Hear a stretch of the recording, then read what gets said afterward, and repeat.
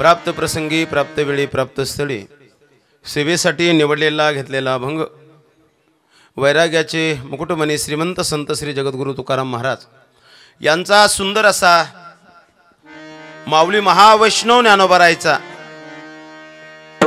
श्रीमंती आणि कर्तृत्वाचं वर्णन करणारा हा अभंग विठ्ठल विठ्ठल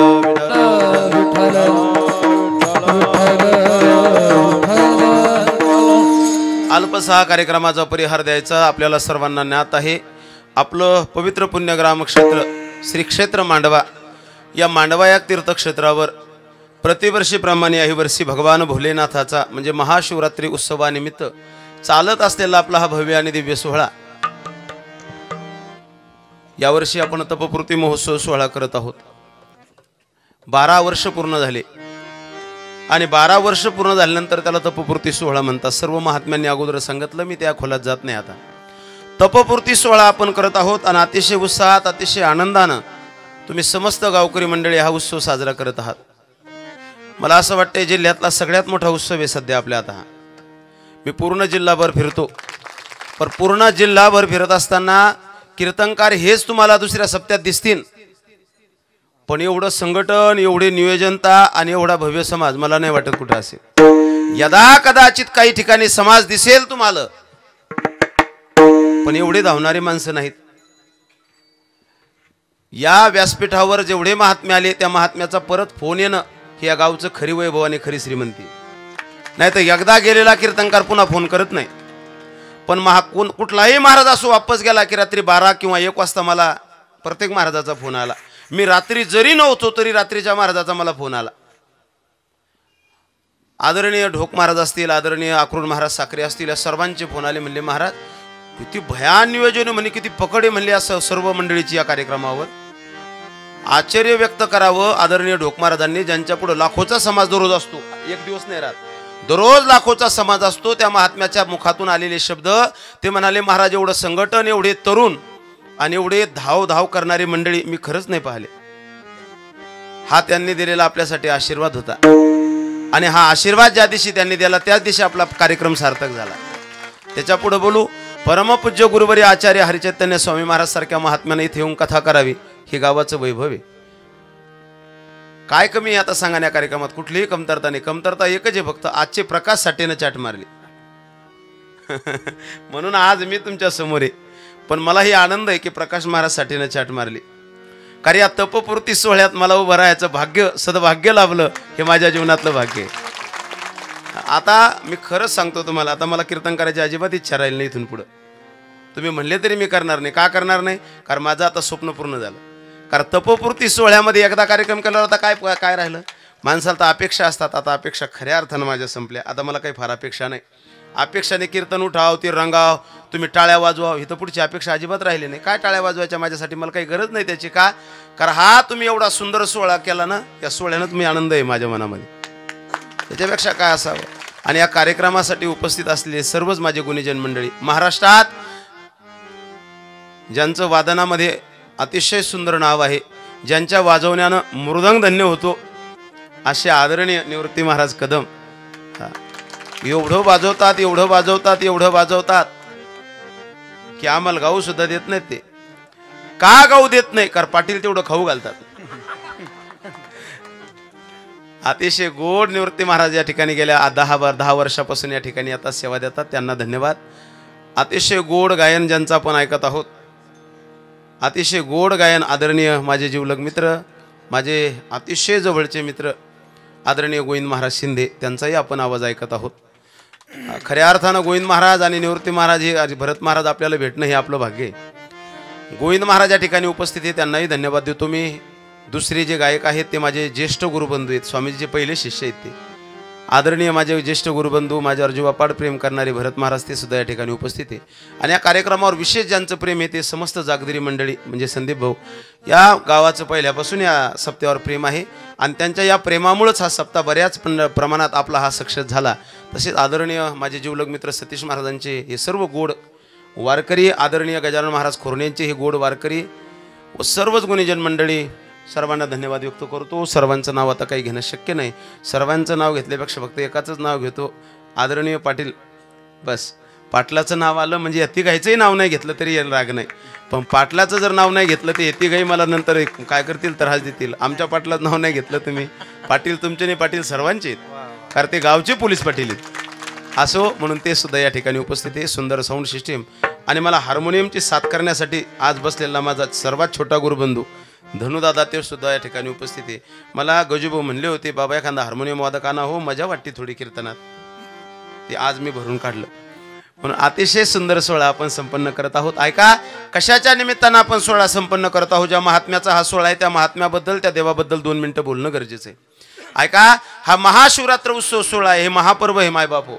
हे महापर्व, या महापर्वामध्ये 2 महापर्व येतात, एक एकादश येते आणि दुसरं महाशिवरात्र उत्सव येतो. का करावे महापर्व? त्याचं कारण असं आहे, हे पर्व काळ आहे आणि पर्व काळात केल्या जाणारं पुण्यकर्म त्याचं फळ दुप्पट असतं. म्हणून माणसानं पर्व काळात पुण्य केलं पाहिजे. मी म्हणत नाही, महाराज म्हणतात साधला पर्व काळ गेला अंतरीचा मळ. हो, या पर्व काळामुळे काय होणार आहे तर तुमच्या अंतकरणातला समूळ मळ जाणार आहे. म्हणून पर्व काळात माणसानं परमार्थ करावा. काय पर्व काळ आहे? हा महाशिवरात्र उत्सव सोहळा आहे. भगवान भोलेनाथाचा सोहळा आपण संपन्न करत आहोत. का सोहळा करायचा भगवान शंकराचा? कारण भगवान शंकरासारखं भोळदेव त्या जगात नाही. सर्व देव पहा तुम्ही, बाकी देव थोडे हुशारेस, विचार करतात. बाकीच्या देवाचा जर विचार करायला गेलं तर भक्ता राखे पायापासी दुर्जनासी संहारे. बाकीच्या देवाचा स्वभाव थोडा कडक आहे, पण एकमेव दैवत भगवान शंकर असा आहे, ते अतिशय भोळ दैवत हे महाराज. किती भोळ? महाराज वर्णन करतात, कैलासीचा देव भोळा चक्रवर्ती, पार्वतीचा पती योगीराज. कैलासीचा देव भोळा चक्रवर्ती, पार्वतीचा पती योगीराज. हा अतिशय भोळ देव ते महाराज. शिव भोळा चक्रवर्ती, त्याची पाय माझे चित्ते वाचवदता सेवनाम वाचवदता शिवनाम. या भगवंताचं नुसतं नाव जरी घेतलं तुम्ही तर काम क्रोध लोभ निमाले ठाईच. एवढा हा भोळ दैवत आहे आणि या भोळ्या दैवताचा आपण सोहळा करत आहात.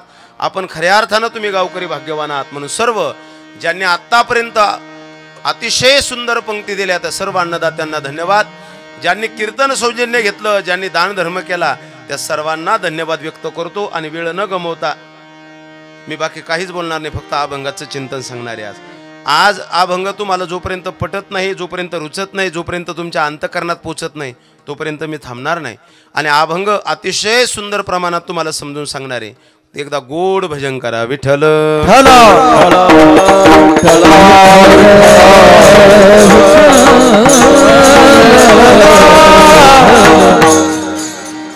थोडं ध्यान देऊन ऐका. 1 घंटा माझ्याकडे वेळ आहे आणि 1 घंटा माझ्यासाठी खूप झाला.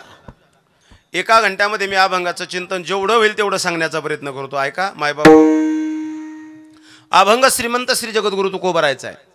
या अभंगामध्ये श्रीमंत श्री जगद्गुरु तुकोबाराय माऊली महावैष्णव ज्ञानोबारायची श्रीमंती आणि सामर्थ्याचं वर्णन करतात. वर्णन करणारे तुकोबाराय, वर्णन करणारे तुकोबाराय. ज्यांचं वर्णन करायचं ते ज्ञानोबाराय. वर्णन करणारे तुकोबाराय आहे, ज्यांचं वर्णन करायचं ते ज्ञानोबाराय आहे. वर्णन करण्यासाठी सगळ्यात महत्त्वाचं काय लागतं तर अधिकार लागत असतो.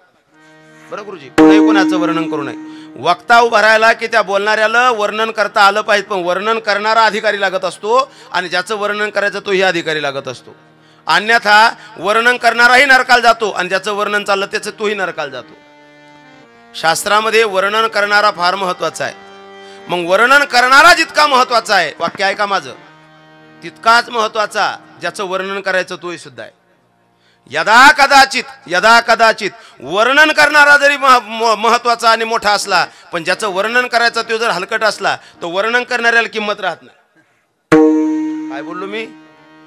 वर्णन करणारा अतिशय विद्वान आहे, अतिशय हुशार आहे, पण ज्याचं वर्णन करायचं तो अतिशय हलकट आहे, नालायक आहे. त्याचं जर तो वर्णन करायला लागला तो लोक म्हणतील याला हे मॅड झालं गडे. का? कारण वर्णन ज्याचं करायचं त्याचाही अधिकार लागत असतो, ज्याला वर्णन करायचं त्याचाही अधिकार लागत असतो.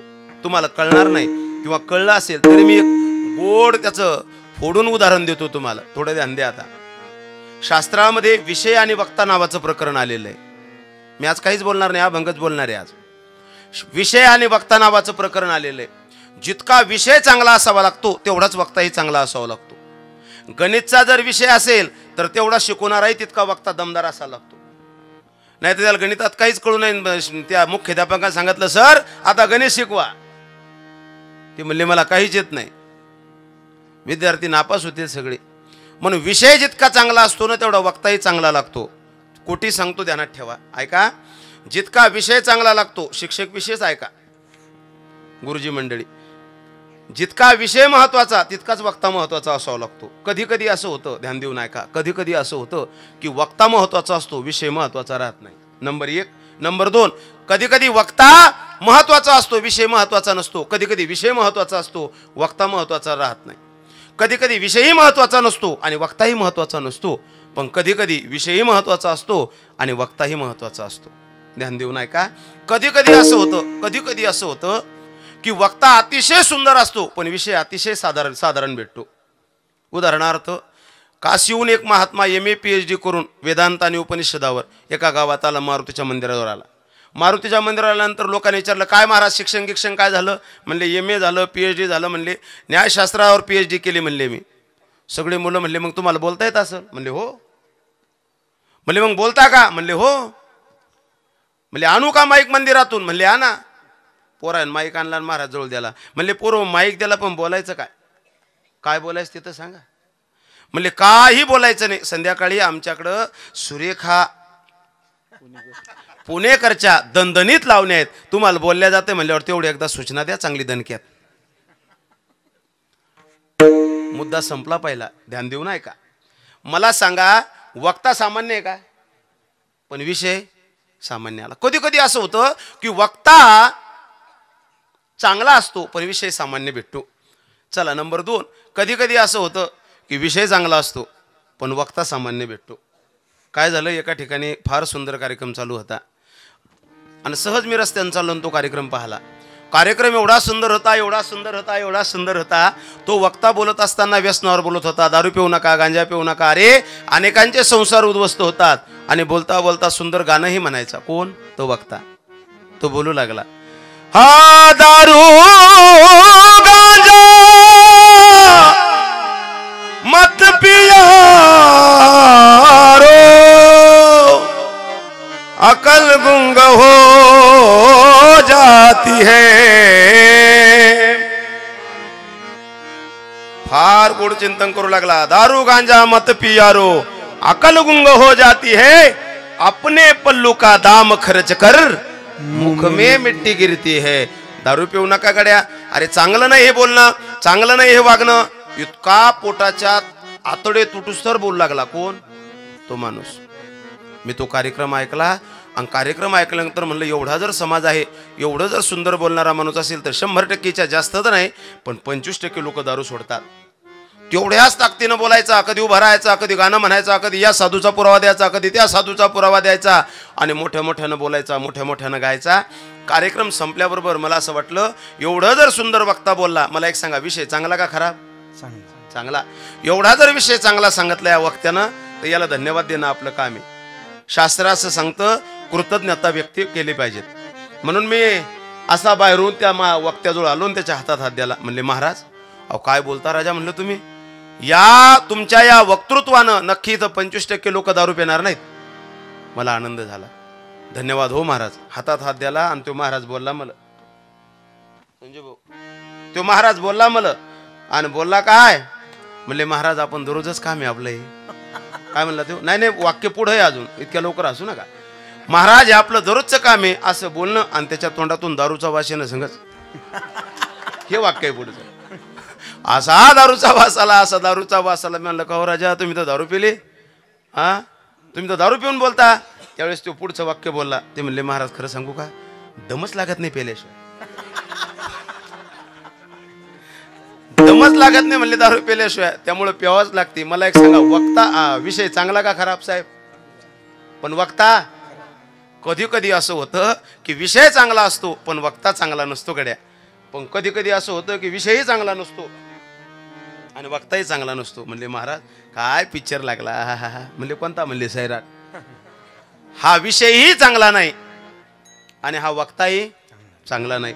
पण कधीतरी असं घडतं की विषयही चांगला असतो आणि वक्ताही चांगला असतो. मग आजचा जो विषय आहे ना, आजचा विषयही चांगला आहे आणि आजचा वक्ताही, म्हणजे मी नाही, अभंगाचा सांगायला लागलो, अभंगाचा विषयही चांगला आहे आणि अभंगाचा वक्ताही चांगला आहे. कोण आहे अभंगाचा विषय? अभंगाचा विषय माऊली महावैष्णव ज्ञानोबा आहे आणि अभंगाचा वक्ता, बोला बोला, तुमचा अभंग पाठ काय होणार तेव्हाच घरी जाणार मी. अभंगाचा वक्ता तुकोबर आहे. मी यासाठी तुम्हाला बोलावं लागलो कारण मला आनंद जीवनातला एक आहे सगळ्यात मोठा. मला असं वाटलं ढोक महाराजचं स्वागत झालं, आक्रोड महाराजचं स्वागत झालं, सगळ्या महाराजाचं स्वागत झालं. म्हणलं हे तिघचं उगं मला तर डायरेक्ट उचलून तिथं नेऊन ठेवणार आहे दादा. पण मला आनंद इतका झाला की मला कीर्तनात माझं मन लागेना. आता मला फक्त आनंदच होऊ राहिला, राहून राहून आतून हसू येऊ राहिलं, राहून राहून मला आनंद व्हायला लागला की बस आता काही करायचंच नाही. मला खरंच कीर्तन आता करा वाटून नाही राहिलं. याचं कारण एक आहे की एवढा आनंद आणि एवढा मान मला तुम्ही द्याला, मला खरंच खूप आनंद आहे.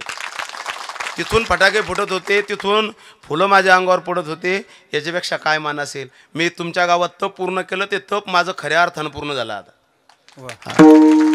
भरत दादा एवढं प्रेम कीर्तनकारावर, एवढं प्रेम वारकऱ्यावर करणारं गाव खरंच नाही पाहिलं, आम्ही कोणच नाही पाहिलं. भरत दादा असतील, गोविंद दादा असतील, निवृत्ती दादा असतील, एवढं प्रेम तुमच्यासारखं पाहिलं नाही. म्हणून तुमच्या या प्रेमाला एकदा नतमस्तक होतो. विषय सोडून पुन्हा तिकडे आलो. पुन्हा जर काही ध्यानात आलं तर पुन्हा येऊ शकतो, त्यामुळं राग येऊ देऊ नका. एकाही कीर्तनकाराला हे आयोजक मंडळी आणायला नव्हते. आज हे आयोजकांना इथं मंडपात थांबलेत नाही, सगळे माझ्या संग होते. मी म्हणलं तुम्ही कधीच का, मी दररोजच्या कीर्तनकारा संग राहायचो, फक्त 2 शिक्षक राहायचे, तारे सरण, बस हे दोघच जण राहायचे. आज ते तर होतेच पण बाकी सगळे होते, याचा मला आनंद वाटला. चला, हे प्रेम आहे तुमचं आणि या प्रेमामुळेच खऱ्या अर्थानं मी बांधलेलो आहे सगळी. नाही तर याच्या अगोदरच चिल्यासारख्या चाटा मारून गेलो असतो. पण चाटा मारूच शकत नाही कारण असं प्रेमानं बांधलेलं आहे तुम्ही या सगळ्याला. हे ना पळण्याचा जरी प्रयत्न केला तर हे जाणार नाही. त्यामुळं गोविंद महाराज पुढच्या वर्षी सुद्धा येणार आहेत.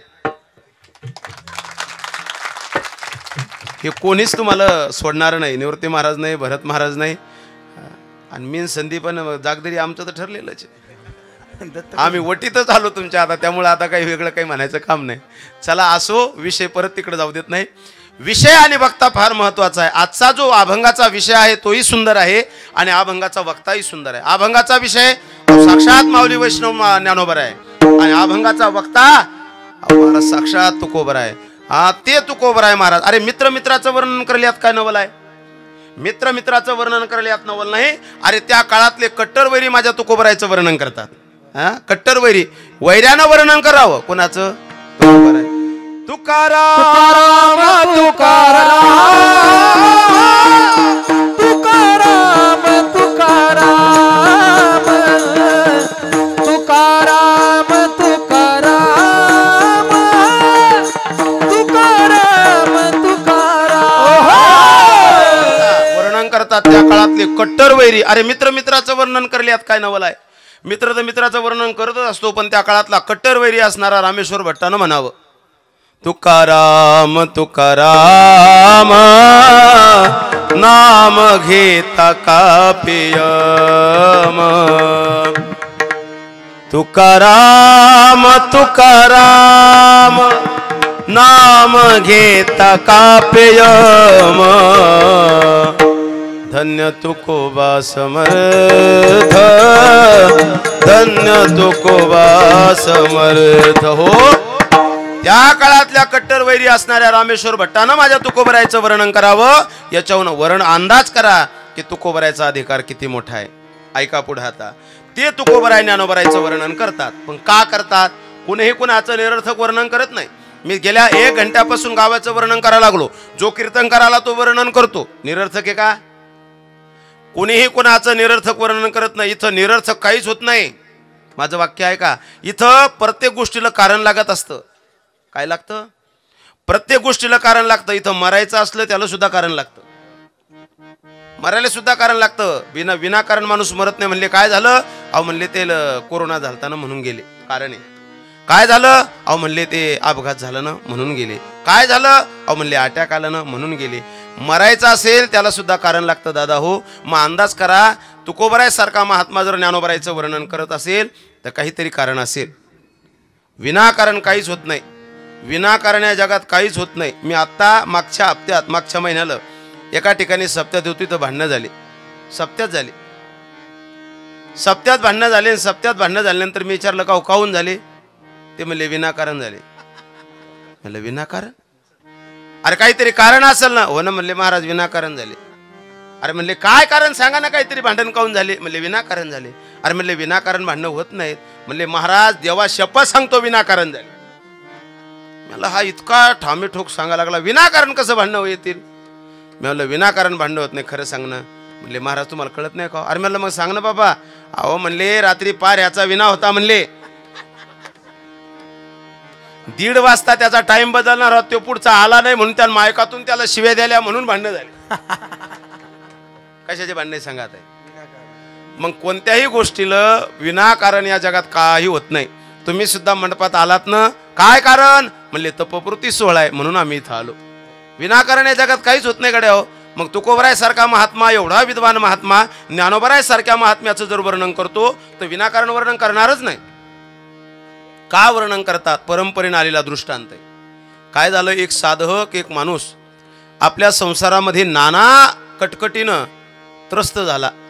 त्यानं सगळे व्यापार केले आणि सगळे व्यापार केल्यानंतर शेवटच्या काळात त्याच्या लक्षात आलं जेवढे व्यापार, जेवढे उद्योगधंदे त्यानं केले त्या उद्योगधंद्यात त्याला यश आलं नाही, अपयश आलं. कर्जाचा भला मोठा डोंगर त्याच्या डोक्यावर झाला आणि कर्जाचा डोंगर झाल्यानंतर घरातले लोक सगळे त्याला टोचू लागले. त्याला बायको टोचू लागली, मुलं टोचू लागले, तुमच्यामुळे सगळा कर्ज झालं, तुमच्यामुळे असं झालं, तुमच्यामुळे तर झालं. बायको घरी आली की त्याला जेवायला बसले की बोलायची, हा तुम्हाला तर डोकंच नाही, तुम्हाला डोक्याचा पत्ताच नाही. आणि बायको घरी आल्यावरच बोलते जेवता जेवता. मग ती त्याची असो का ती महाराजाची असो, तुम्हाला नाही म्हणत मी. काय विशेषता आहे काय माहिती त्या मावल्याची, त्या जेवता जेवताच बोलतात. काही असो, त्याला भांडायचं असलं तरी जेवता जेवता, काही कळ जरी करायची आलं तर जेवता जेवता, आणि सोनं नाणं करायचं असलं तरी जेवता जेवता. तुमच्या पाया पडतो, फक्त जेवताना नका बोलत जाऊ, बाकी कवाही बोलत जा. मी यासाठी सांगायला लागलो कारण आज माझी बायको आलेली.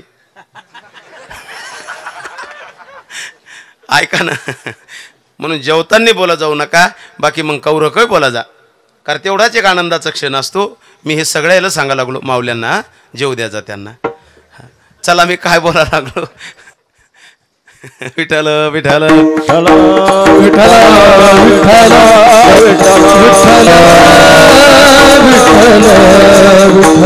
कर्जाचा भयान डोंगर झाला आणि डोंगर झाल्यानंतर ती बाई त्याला बोलू लागली, तुम्हाला डोकं नाही, तुम्हाला अक्कल नाही, काय खरं नाही म्हणले, आम्हाला आमचा का जीव घेता का म्हणले आता, आणि होत नव्हतं तर कशाला केलं, हे सगळं सोडून द्यायचं ना. आणि बोलता बोलता भांडण वाढल्यानंतर ती बाई म्हणले मला तुमच्या तोंडाकडे पाहायची इच्छा नाही.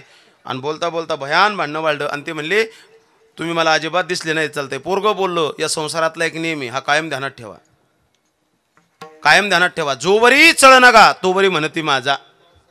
जोपर्यंत तुमच्याकडे सत्ता आहे, पैसा आहे, संपत्ती आहे, बळ आहे, चांगला आवाज आहे, चांगला वाजवता, तोपर्यंत सगळं जग जीव लावते. फुलं टाकतात लोक, फुलं. पण हे कौरक, हे कौरक टाकतात जोपर्यंत हात चालतात तोपर्यंत. म्हणले मग पुढं, म्हणले हात चाल ना निवृत्ती बुवाचा. मग म्हणले बदला का हो गोविंदबुवा बदलले तुम्ही आता? म्हणले 12 वर्षापासून गोविंदबुवा होते महाराज, पण जसे पहिले कसे असे ललकारी मारायचे भरतबुवाने, आता तसा आवाज जायना राजा. अशी ललकारी केली की जागीच बोचट आवाज यायला लागला. म्हणले मग म्हणले बदला ना. हा समाज आहे महाराज, हा कोणाला जीव लावला कोणाला बदलेलं काही सांगता येत नाही. या समाजाची विशेषता आहे. जोवरही चढ नका, जोपर्यंत चांगला गोड आवाज आहे तोपर्यंत समाज जीव लावतो. जोपर्यंत हातात पैसा आहे तोपर्यंत सगळे जीव लावतात. जोपर्यंत सौंदर्य आहे तोपर्यंत म्हणतात आमच्या घरचे मंडळी. सत्ता, प्रतिष्ठा, संपत्ती तोपर्यंत जीव लावतात. एक वाक्य ध्यानात ठेवा, माझं घरी घेऊन जाय. म्हणून माणसानं जास्त मातू नाही. जास्त उन्मत्त होऊ नये. माझं वाक्य पुढे आहे. अजिबात माणसानं उन्मत्त होऊ नये. ध्यानात ठेवा, योग्य वय आल्यानंतर सत्ता, संपत्ती, पद आणि प्रतिष्ठा अनायास प्राप्त होत असते. काय बोललो मी? योग्य वयात पद, प्रतिष्ठा, संपत्ती अनायास प्राप्त होत असते. आणि पुढचं वाक्य आहे का, योग्य वयात ती निघूनही जात असते. हे कायम ध्यानात ठेवा. त्यामुळे जास्त उन्मत्तवाणी वागू नये.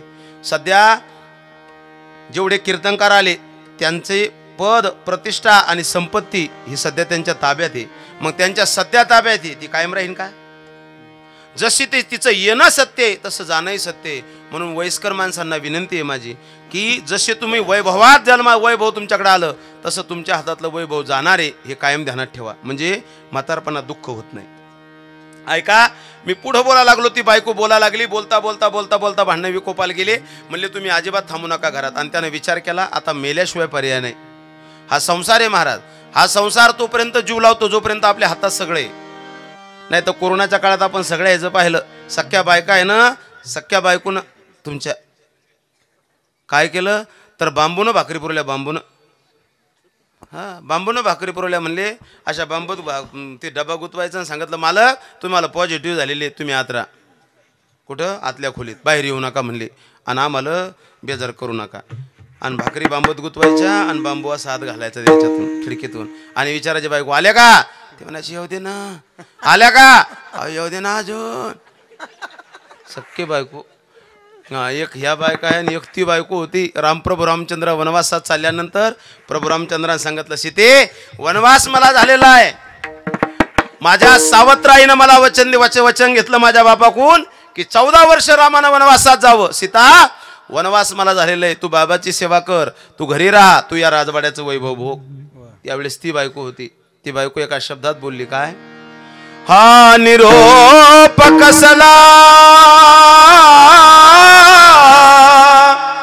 माझा घेता,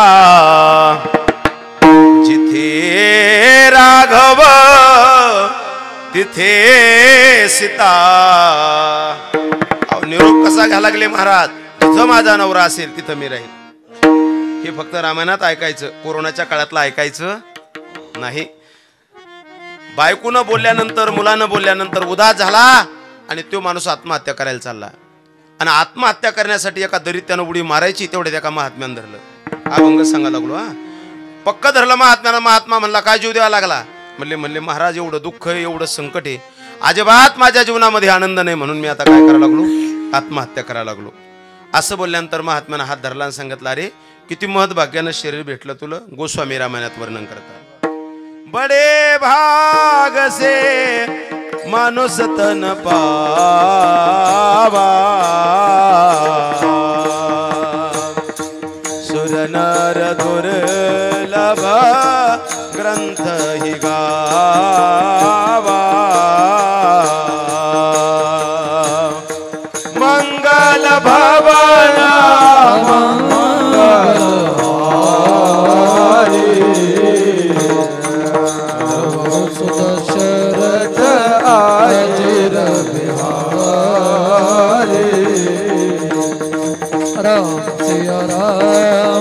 राम जय जय राम. राम सिया राम जय जय राम.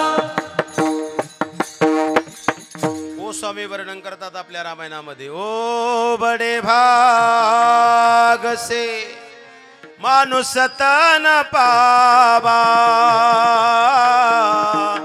सुर नर दुर्लभ ग्रंथ हे गावा. महद भाग्यानं मायबाप हो तुम्हाला हे शरीर प्राप्त झालंय, अनायास गमू नका. म्हणून माझी नम्र विनंती आहे, एवढं सुंदर शरीर प्राप्त झालं ना, व्यसन करू नका रे गड्या हो, फार अवघड आहे. मरू नकोस म्हणले. मरू नको तर काय करू महाराज? अहो कर्जाचा डोंगर झाला, शांतता नाही, समाधान नाही, अस्थिरता आहे जीवनामध्ये. आणि अस्थिरता असली की आत्महत्याशिवाय पर्याय नाही. महात्म्यानं सांगितलं तुला आनंद हवा का? म्हणले हो. अरे म्हणले आनंदन जर सुख हवा असेल तर आत्महत्या करू नको, मी पत्ता सांगतो ना. म्हणले कुठे सुख, आम्हाला आनंद सांगा तरी.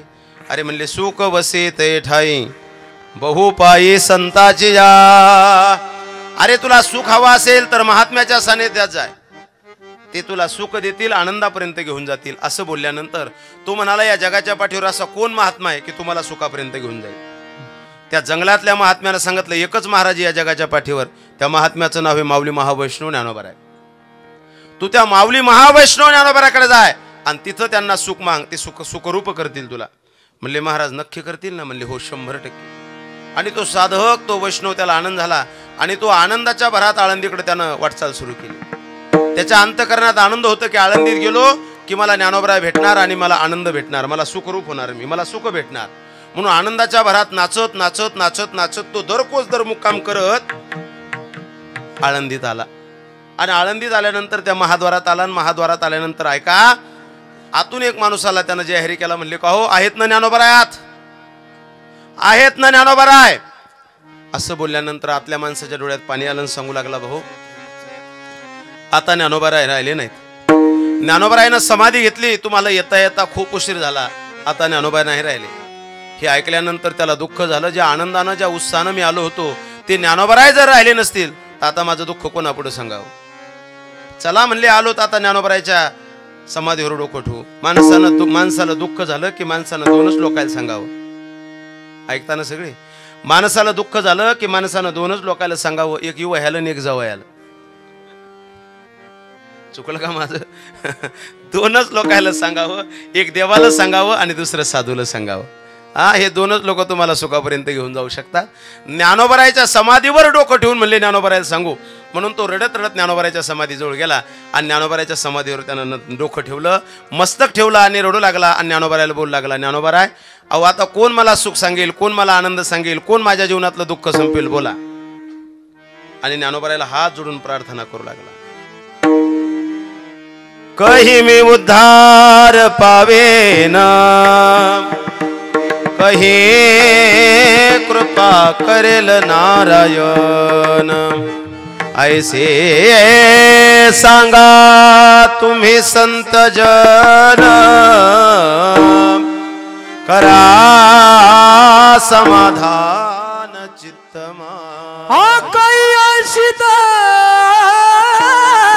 येईल माझे अंगा, जय हो. काही अशी दशा येईल माझे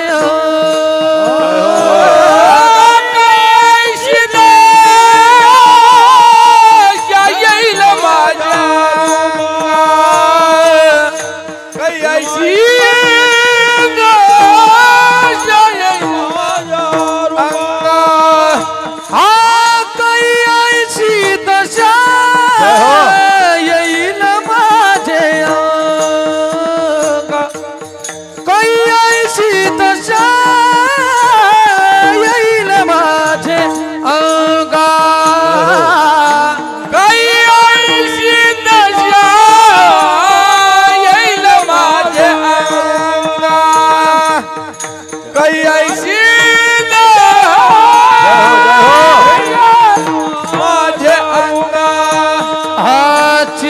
पांडुरंग सुरात चित्त पांडुरंग, चित्त पांडुरंग सुरात काही ऐसी दशा येईल माझे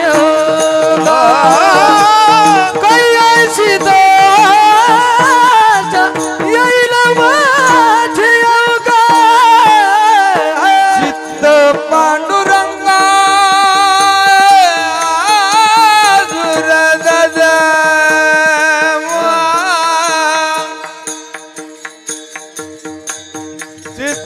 पांडुरंगा रे ना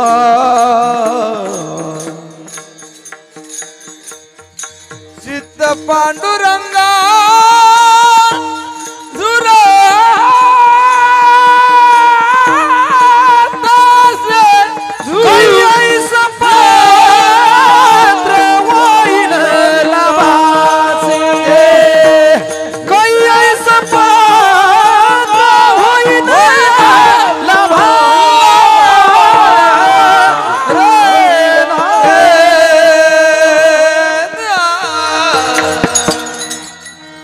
ज्ञानोबरायच्या समाधीवर डोकं ठेवून तो माणूस रडू लागला. ज्ञानोबराय सांगा ना आता काही खंडेल कर्म, अहो कधी माझ्या जीवनातले वाईट कर्म जातील ज्ञानोबराय सांगा ना.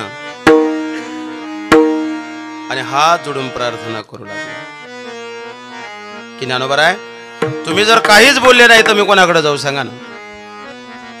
बोला हो ज्ञानोबराय. मांगो कसा मी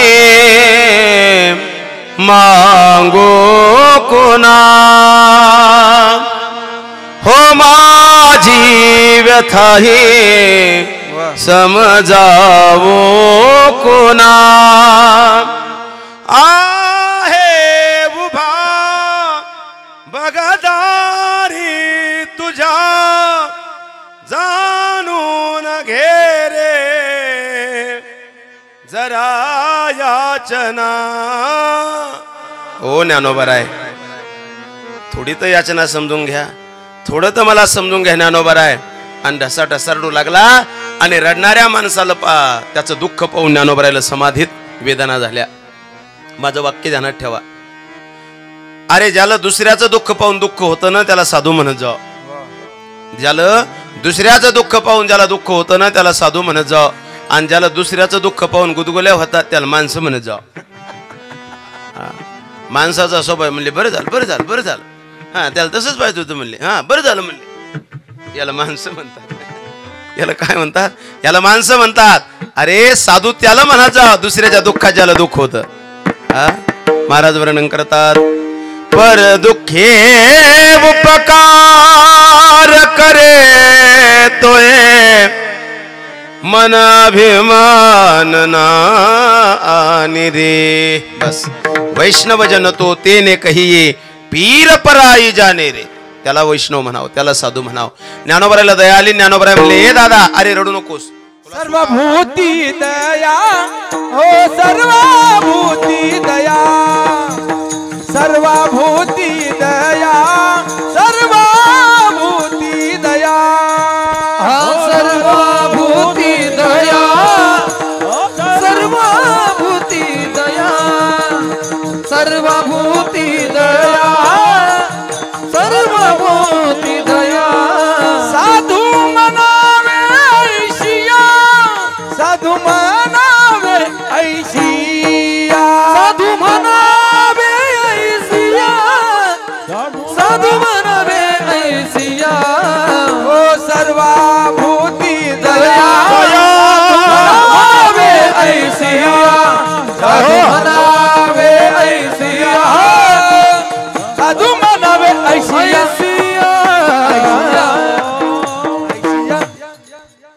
सर्वभूती दया, सर्वांच्या विषय अंतकरणात दया ज्याची असते त्याला साधू म्हणतात. माऊली ज्ञानोबरायला त्याची दया आली. माऊली ज्ञानोबराय समाधीतून बोलू लागले ए बाळा अरे रडू नकोस. एक काम कर, काय तुला सुख हवंय ना मग देहूला जातो. देहूला गेल्यानंतर तिथं तुकोबरा आहे, ते तुला सुखरूप करतील. हे ऐकल्यानंतर तो तुकोबरायपर्यंत गेला. भंडाऱ्या डोंगरावर गेला. तुकोबराय भजन करत होते. तुकोबरायला हात जोडून नमस्कार केला. तुकोबरायने सांगितलं बाळा कुठला तू का आलास? म्हणले महाराज सुखासाठी तुमच्याकडे आलो, मला तेवढा सुखाचा पत्ता सांगा, किंबहुना मला सुखरूप करा एवढी माझी विनंती आहे. तुकोबरायने सांगितलं तुला कोणा सांगितलं माझ्याकडे सुख आहे म्हणून? तुला कोणा सांगितलं? जा म्हणले बाळा अरे मी सुखाच्या शोधासाठी या भंडाऱ्या डोंगरावर बसलो. जा वापस. तू मला म्हणले मी मनानं आलो नाही. तुकोबराय म्हणले मनानं आला नाही म्हणजे कसा आला? म्हणले मला ज्ञानोबरायने दाखवलं. हे बघा म्हणले पत्र. ज्ञानोबरायचं पत्र पाहिल्यानंतर तुकोबराय 2 मिनिटं मुकाट्यानं बसले. ऐका, हा मोठ्या माणसाचं पत्र असले की माणसाला विचारच करावा लागतो. ज्ञानोबरायचं पत्र पाहिल्यानंतर तुकोबराय 2 मिनिटं मुकाट्यानं बसले. साध्या लाईनमनला जर आमदाराचं पत्र दाखवलं की लाईनमन म्हणतो काय हरकत नाही, मी काय आज तोडत नाही मी उद्या तोडतो. वशिला फार महत्वाचा असतो. त्यानं वशिलाच नेला. कोणाचा? ज्ञानोबरायचा. आणि आपल्याकडं मराठीत म्हणे ज्याचा वशिला त्याचं कुत्र काशीला. कळलं का तुम्हाला? ज्याचा वशिला त्याचं कुत्र काशीला. म्हणून माणसाचा वशिला पाहिजेत. हा वशिला पाहिजेत. रात्री वशिला होता तर पठाडे आणलाच गावात येईल. शिंदे बा वशिला बनवला आणला बाबा गावात, आहे का नाही? वशिला पाहिजेत फक्त. वशिला असला की सगळं शक्य आहे. ज्ञानोबरायचा वशिला घेतला. म्हणले तुकोबराय सुखाचा पत्ता सांगा म्हणले. आता तुकोबराय आता त्याला जे बोलतात ते फार महत्वाचं आहे. तुकोबराय म्हणतात येड्या अरे जिथं जे आहे ते सोडून तू माझ्याकडे आलास. अरे सगळं सुख हा आनंद ज्ञानोबराच्या दरबारात आहे. तू नाहकालास माझ्याकडं. अनेक नियम आहे. जिथं जे हरपतं ते तिथं शोधावं लागत असतं. कळलं का? जिथं जे हरपतं ते तिथं शोधावं लागतं. ते बाहेर शोधून जमणार नाही. एक म्हातारी गोदड्या शिवा लागली. गोदड्या शिवता शिवता अचानक लाईन गेली. घरातला लाईट गेला तिचा. लाईन जास्त आल्यामुळं, लाईट गेल्यामुळं म्हातारी घाबरली. सुई हरपली. सुई हरपल्यानंतर पाहू लागली. सुई सापडली नाही. तिनं पाहिलं, म्हणले जाऊ द्या, घरातला लाईट गेला तर काय होतं. पण बाहेर तर मोठा नट लाईट लागली ग्रामपंचायतचा. म्हणून त्या लाईटाखाली ती आली आणि काय पाहा लागली, सुई पाहा लागली. म्हणले उजेड इथंच पाहू म्हणले आता. आणि त्या उजेडात ती म्हातारी सुई पाहा लागली. सुई पाहत असताना अर्धा मिनटं 1 मिनटं सुई पाहिली. तेवढ्या तिचा नवरा आला काळी टेकवत. आणि नवरा बोलला तिला, का ग काय झालं, काय पाहा लागली रच्चा आता. ती म्हणली सुई हरपली गोधडी शिवता शिवता म्हणून उजेडात पाहा लागली. म्हणले असं का, बर बर बर मी बी पाहू लागतो. ते पाहू लागलं. कुठं? त्या उजेडात. ते पोरग पाहत असताना अचानक दोघंही त्या उजेडात सुई पाहा लागले. सुई पाहता पाहता सून आली. सून म्हणले आत्या काय झालं, काय पाहा लागल्या. म्हणले पोरी मोठी सुई हरपली ग म्हणून पाहा लागले. सून म्हणले काय काळजी करू नका मी पाहते. सूनही पाहा लागली. आपली गत अशी झाली आहे सध्या. जिथं जे नाही तिथं आपण शोधा लागलो. अरे सगळा आनंद इथं आहे. मांडव्यात नाही, पंचकृषीतला आनंद सध्या कुठे महाराज, तर या भगवान भोलेनाथाच्या दरबारात आहे. बाकी कुठंच नाही. हा आनंद म्हणजे आनंदचे महाराज. मला तर दुःख या गोष्टीचं वाटायला लागलं, काला झाल्यावर तुमचं कसं. काला झाल्यावर मला नाही वाटत. काही काही तर म्हणतील चला गड्या आता मांडव्यात आज राहायचंच नाही आपण. कुठं सिनखेड चाल, बुलढाणा चाल, कुठं चाल, पण गावात नाही राहायचं. असे कित्येक जण उदास होणार आहेत आणि गाव सोडून जाणार आहेत 2 दिवस तरी. हे मी लिहून देतो तुम्हाला. हा आनंद आहे ना, हा आनंद म्हणजे आनंदच आहे. काय साहेब कुठे गेले साहेब? हा साहेब तर घरात झोपतातच का नाही कानू 7 दिवस. ढाकणे साहेब ते म्हणतील कठीण आहे गड्या बाबा, नाही आता घरच नको आता आहे. असो ऐका, हा आनंद आहे. मी काय सांगायला लागलो, सुई सुनही पाहा लागली आणि पाहता पाहता सून म्हणली आत्या नक्की सुई कुठे हरपली. म्हणले नक्की म्हणजे, अगं म्हणले गोदडी शिवता शिवता हरपली. म्हणले गोदडी शिवत कुठं होत्या. म्हणले घरात. मग म्हणले बाहेर काऊन पाहा लागल्या. अहो म्हणले बाहेर उजेड आहे ना. त्या सुनानं मोबाईलची बॅटरीचा लाईट लावला. म्हणले आणि ती सुई तिला दिसली कुठं, घरात. आणि तिनं आवाज द्याला आत्या आत्या. नाही कळलं, चला पुढच्या गावाला. आत्या आत्या सुई सापडली. जिथं जे हरपतं तिथं शोधावं लागतं. तुकोबराय त्याला म्हणाली भल्या माणसा, अरे सुख आनंद ज्ञानोबरायच्या दरबारात आहे, तू का आला इथं. ते म्हणले खरंच का. म्हणले हो. अरे सर्व हे ज्ञानोबरायच्या दरबारात. ते म्हणले अहो ज्ञानोबरायच्या दरबारात असतं, ज्ञानोबराने इकडे काय पाठवलं असतं. ज्या अर्थी ज्ञानोबराने तुमच्याकडे पाठवलं त्या अर्थी हे सगळं तुमच्याकडे. ज्ञानोबराकडे काही नाही, काही नाही म्हणल्यानंतर मग तुकोबराय राग आला. आणि राग आल्यानंतर तुकोबराय त्याला बोलले तुला माहिती आहे का तुकोबरायकडे काय काय नाही. म्हणले काय आहे तुकोबरायकडं. अरे म्हणले तुकोबराय सारखी श्रीमंती आणि सामर्थ्य कुठं नाही. म्हणले काय श्रीमंती आणि काय सामर्थ्य आहे तुकोबरायकडं हे मला सांगा. तुकोबराय अभंगाच्या पहिल्या कडव्या श्रीमंती आणि सामर्थ्य सांगतात. सोहळ्यात गावातल्या एकाही भजन्यान चाल म्हणली नाही. चला अतिशय गोड. काय म्हणाले तुकोबराय म्हणले हे दादा असं करू नको ना. अरे तुला सुख हवंय, तुला आनंद हवाय, आणि जे सुख आणि आनंद हवाय ना तो तिथं आहे ना. तो माणसाला कळलं पाहिजे. बरेच लोक असे येतील काहीच कळत नाही. मी काय बोललो पुढे आहे का. बरेच लोक असे येतील काहीच कळत नाही. काही लोक असे येतील काहीच कळत नाही, हे सुद्धा कळत नाही. चला नाही कळलं तर जातो मी पुढे झाका. आता बरेच लोक असे येतील काहीच कळत नाही. काही लोक असे आहेत की काहीच कळत नाही, हे सुद्धा त्याला कळत नाही. एक सहज रेल्वेत प्रवास करायला लागलं. प्रवास करता करता घराकडे यायला लागलं. घराकडे येता येता काय झालं, आता रेल्वेचा प्रवास होता. म्हणले आता पुन्हा रेल्वेत जाणं होतं न होतं. म्हणून रेल्वेत जो पदार्थ आला त्यानं खायचंच केलं. समोसे आले खाय, कचोरी आल्या खाय, काय जे भजे आले खाय, असं खाल्लं. आणि गावास जवळ आलं त्याला एवढा त्रास सुरू झाला आणि त्याला जुलाब लागला, संडास लागले. कायच करावं कळलं ना. मग काय त्याचं सीट रिझर्वेशनचं होतं. ते रिझर्वेशनचं सीट असं होतं ते की बा ते 3ऱ्या क्रमांकाचं होतं वरचं. म्हणजे 1, 2 आणि 3 असं सीट असतात रेल्वेमध्ये. त्या 3ऱ्या सीटावर ते झोपलं. तिथं गेलं आणि तिथं त्याला त्रास होऊ लागला. आणि मग ते इतका त्रास, मग ते खाली उतरायचं संडासमध्ये जायचं, पुन्हा चढायचं, पुन्हा उतरायचं, पुन्हा चढायचं, पुन्हा उतरायचं, पुन्हा चढायचं. गावापर्यंत त्याचा खूप त्रास झाला त्याला. घराजवळ आलं, इतकं अशक्त झालं ते. घराजवळ आल्या पडलं. बायकोनं पोरानं उचललं आणि पलंगावर आणून टाकलं. म्हणले मालक तुम्ही चांगले गेले होते, एवढे कसे काय खराब झाले? ते म्हणले फार त्रास झाला. म्हणले काय त्रास झाला? म्हणले जुलाबमुळं त्रास झाला. म्हणले जुलाबमुळं त्रास झाला ना? ते म्हणले अगं नाही ग, जुलाबमुळे एवढा त्रास झाला नाही. म्हणले मग कशामुळे झाला? अगं म्हणले माझं रिझर्वेशन वरचं होतं. कुठलचं होतं?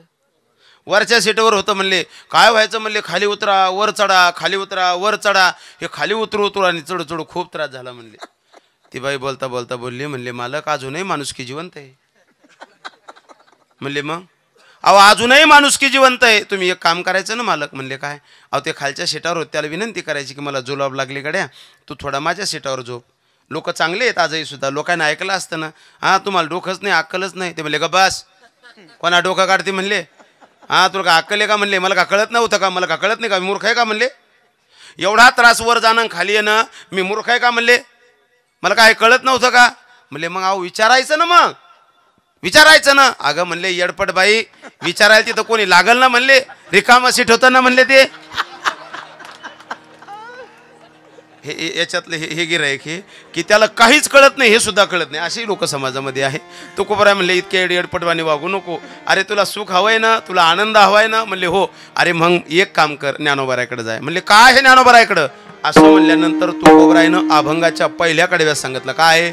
म्हणले जयाची द्वारी सोन्याचा पिंपळ, अंगी ऐसे बळ रेडा बोले. हे दादा, अरे त्या ज्ञानोबारायच्या दारामध्ये, त्या ज्ञानोबारायच्या दारामध्ये काय आहे? तर सोन्याचा पिंपळ आहे. असं म्हणल्यानंतर त्या कीर्तनाचं जाऊ द्या, पण इथं जेवढे बसलेत ना ते सगळे म्हणतील शेके महाराज ज्या अर्थी सांगतात ज्ञानोबारायच्या दारात सोन्याचा पिंपळ आहे, याचा अर्थ सोन्याचा पिंपळ आहे. उद्याचा सप्ताह कॅन्सल, पहिल्याच गाडीत बसायचं आणि आळंदीला जायचं. एक जरी पान सापडलं तरी भरपूर झालं. हां तिथून आल्यावर भारी 10,000ची उरगणी पुकारू, पण ते सोन्याचं पान आणायचं. कारण ज्या अर्थी महाराज सांगतात जयाची द्वारी सोन्याचा पिंपळ, ज्ञानोबारायच्या दारात सोन्याचा पिंपळ आहे, तर सोन्याचा पिंपळ आहे पहिलं जायचं. पण जे आळंदीला गेलेत ते बसल्या बसल्या बोलतील ओ चेके महाराज तुमचं बरं हे बा, बांधला फेटा की सुरू चाटा. कायचा सोन्याचा पिंपळ हो म्हणले? आमच्या गावातल्या पिंपळासारखा पिंपळ आहे म्हणले. मग सोन्याचा म्हणजे कशाचा? मी तुम्हाला प्रत्येक शब्दाचा अर्थ सांगणार आणि पुढे जाणार, ध्यानात ठेवा. महाराज म्हणतात जयाची द्वारी सोन्याचा पिंपळ. सोन्याचा म्हणजे कशाचा? सोन्याचा म्हणजे सुखाचा. कशाचा? सुखाचा. सोन्याला आपल्याकडं कधी कधी सुख म्हणल्या गेलं. तुम्ही म्हणसाल महाराज आम्हाला पटत नाही, आणि तुम्हाला जोपर्यंत पटत नाही मी सांगितलं तोपर्यंत मी बोलत राहणार. सोन्यालाच आपल्याकडे सुख म्हणल्या गेलं. काय झालं? एका माणसाची आई मरू नये मेली, मरू नये मेली, आणि मेल्यानंतर महाराज तो इतका रडा लागलं, इतकं रडा लागलं, इतकं रडा लागलं. त्यानं ते लोकांनं ते माड बांधलं, सरणावर ठेवलं, सरण पेटवलं, याला घरी आणलं. घरी आणल्यानंतर याचं रडणं थांबना. इतका रडतो, इतका रडतो, इतका रडतो, इतका रडतो महाराज. आणि स्वाभाविक ही आई होती, ती आईसाठी रडणं स्वाभाविक आहे महाराज. या जगात सगळं काही भेटतं. काय बोललो मी? या जगात सगळं काही भेटतं महाराज, पण मायबाप भेटत नाही. बाजारात जातो मी, सगळं पैसे असले सगळं भेटतं. एका कवीनं वर्णन केलं, ते म्हणतात कौन सी है वो चीज जो यहाँ नहीं मिलती, सब कुछ मिलता है लेकिन माँ नहीं मिलती. सगळं काही मिळतं गड्या, पण आई एकदा जीवनातली गेली ना की ती भेटत नसते. आईचं गाणं म्हणणारे गेलेत महाराज, त्यामुळे मी आता काही गाणे म्हणणार नाही. हा गेले म्हणजे कीर्तन करून गेलेत. याला मराठी भाषा म्हणतात. चला मोठ्या मोठ्या रडू लागला. गावातले काही प्रतिष्ठित लोक होते, वयस्कर लोक होते. मग बोलता बोलता म्हणले शामराव पाटील तुम्ही वयानं मोठे आहेत, तुम्हीच त्या पोराला समजून सांगा की रडू नको म्हणून. आणि मग शामराव पाटील काडी टेकवत टेकवत टेकवत वाट्यावर चढले.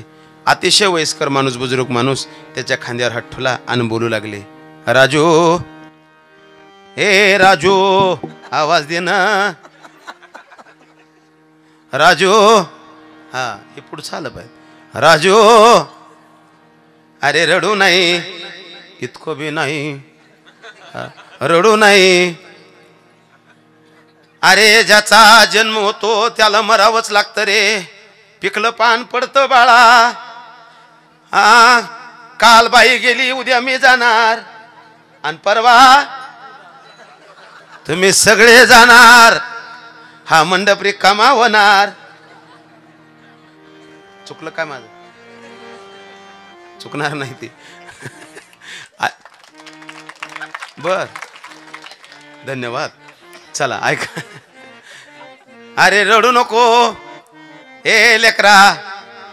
अरे लय त्रास होता रे म्हातारील. सगळं खाणं पिणं फार त्रास होता.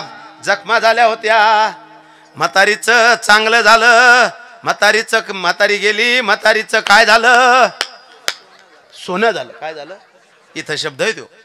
म्हातारी गेली. म्हातारीचं काय झालं? सोनं झालं. आपण म्हणतो सोनं म्हणजे मग काय नका टेन्शन ना घ्या जो मांडीचं. हा तुम्ही कसे बसले चालते. आज तुम्हाला माफ आहे सगळं. उद्या नाही. हां एखाद्याला असं वाटलं पाय लांबवायचा लांबवा काही अडचण नाही. एखादा म्हणला 2 पाय लांबवले तर काहीच अडचण नाही. एखादा म्हणला अंग टाकलं तर मी कुठं काय म्हणलो काय अडचण नाही. एखादा म्हणला जर अंग टाकलं तर काही होत नाही. एखादा म्हणला अंग टाकील महाराज पण झोपेत नाही उसं लागतंय मी फेटा देतो.